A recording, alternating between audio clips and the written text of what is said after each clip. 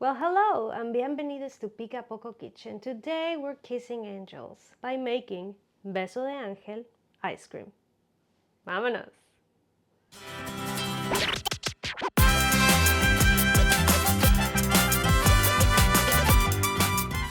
Is there any food that anytime you eat it, you can hear a sound? And I don't mean it in the synesthetic way, I mean it in the memory lane kind of way. Because every time I eat this dessert, I can almost hear organillo music or barrel organ, which is originally from Germany and Britain, but intrinsically Mexican. Picture it. Late 20th century, Mexico.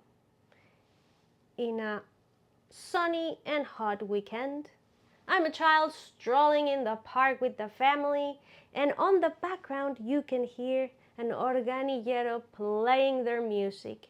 You can also hear kids playing with bubbles or other trinket toys. And to cool off, you get yourself an ice cream, but not any ice cream, a Garrafa ice cream, which is the artisanal way to make ice cream in Mexico, introduced by the Italians, where you pour your ice cream mix into a garrafa, which is a steel long container spun in ice inside a wooden barrel. Amongst the flavors, one of the most popular is Beso de Ángel.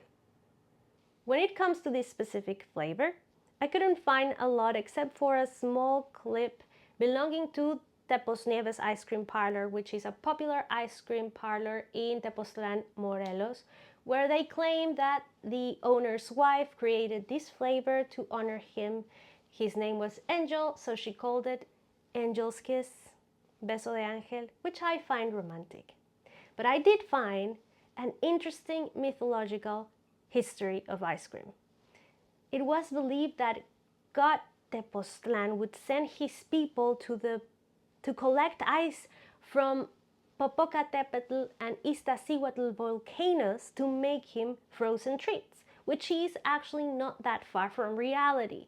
Because in the book The History of Ice Cream in Mexico, the author Martín González de la Vara mentions that Mr. Leonardo Leaños, who was considered the first ice cream maker, would send in 1602 people and mules to the nearby icy mountains to collect ice so he could make his ice cream. And when it comes to the flavor of Beso de Ángel, for the most part, it is a simple vanilla cherry base with nuts, and different versions carry different additions. From coconut to mini marshmallows to crystallized rose petals to raisins and my nemesis, raisins. But I'm done with stories. Let's go to the recipe. To make the base of the ice cream is really not rocket science, and probably you've done this before.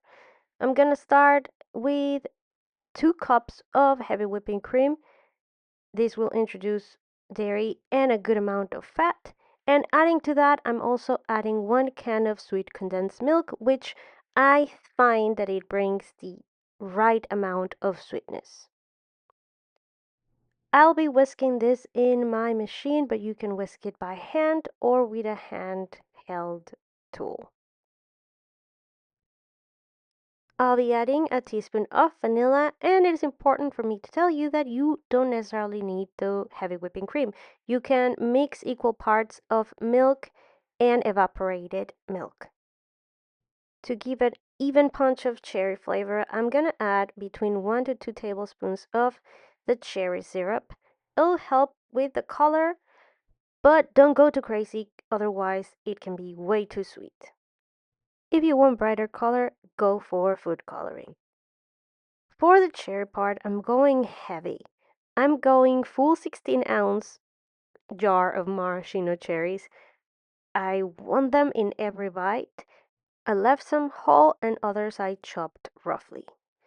For the nut part, I went for half a cup of pecans. I suggest giving them a light toast in the oven prior adding them and let them cool down. The toast will allow them not to get super soggy once they're in the ice cream. When you add the nuts, go to the stir mode of your machine because you don't want them to break apart in small little pieces. You're gonna end up with a mix that looks just like this. And at this point, you could put it in a container and set it in your freezer. And next day, you're gonna have nice ice cream. But because I'm a masochist and also I was trying to stay true to the tradition, I went old fashioned. So I added ice into a big bowl where I'm going to place my cast iron inside so I can make the ice cream in it. Add around 3 to 4 cups of ice. Don't forget to add the salt to the ice. It is recommended half a cup for every 3 to 4 cups of ice. I use coarse kosher salt. A little tip here, before you add your ice cream mix, make sure that the container you have inside is able to spin. Otherwise, you'll be in my position and you'll end up removing some of the ice, especially the big chunks that I added at the end. Now that your container spins properly, you better get comfortable because you're gonna be here for a while. So I think this would be a great job to assign a child. If you have one, put it to good use. If not, well, then get yourself a show or a podcast or something and a chair.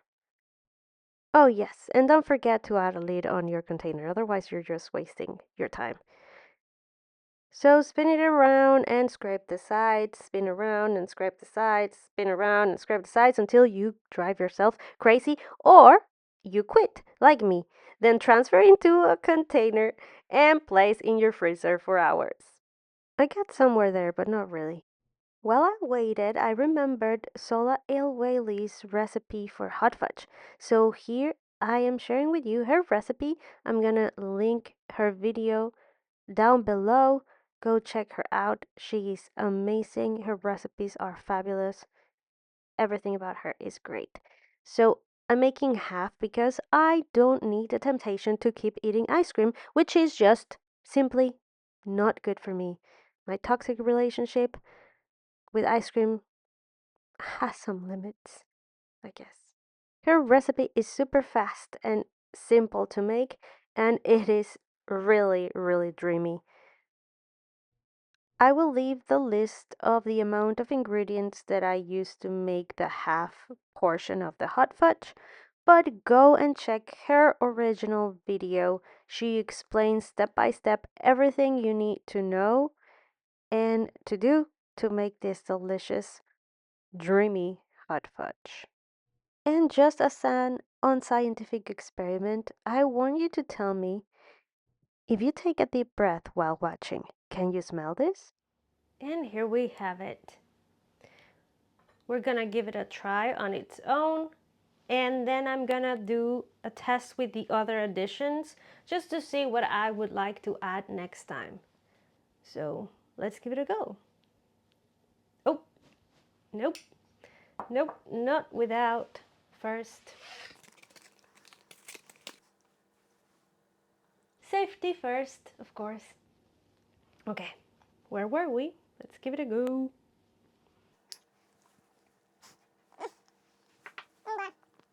I miss ice cream so much. So good, so worth it. It's really good. Now let's see how it goes with the different things. And last but not least, I'm gonna try that chocolate fudge. That's all I recommended. So let's give it a try with some coconut. Probably I'm killing myself by doing this. But well.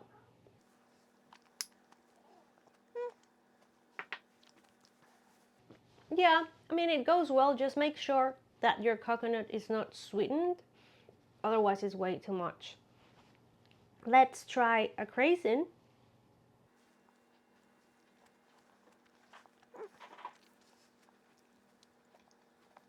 Not sure about this one. Maybe the tartness helps, but I feel like competes with the cherries. And I can see how the craisins could become hard the longer you leave them in the in the freezer, so I don't know, unless you're a super fan. Now let's see with a mini marshmallow.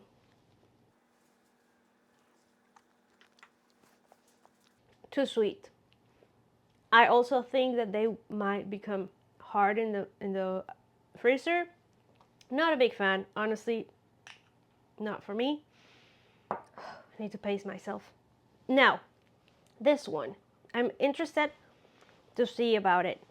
For some reason, maybe I'm crazy, but I think that I remember that my dad liked one specific Beso de Ángel from a specific park that had cheese in it.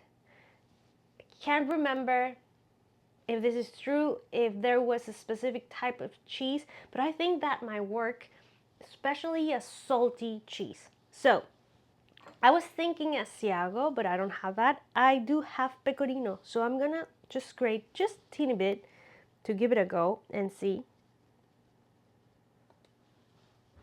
how that tastes. Maybe I'm crazy. Who knows?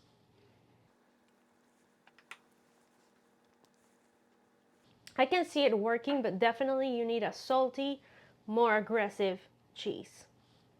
Who knows? And the raisins, of course, they're in the trash where they belong, because we are not doing that, not in this kitchen. And let's do a little bit of the chocolate, the hot fudge, before it goes cold. It stores really well. Just make sure to heat it up every time you're going to get it. It's hot fudge, obviously. Okay, just a bit. And then I think I'm gonna have to stop eating ice cream. Mmm. Mmm. Oh my God. Oh my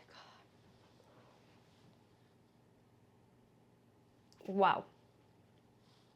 Chocolate, so good. Oh, you know what I made? Oh my God, such a shame. You know who's going to enjoy this more than me? My husband, because I cannot finish even this cup. It's too dairy for me, but it's so good. Oh man,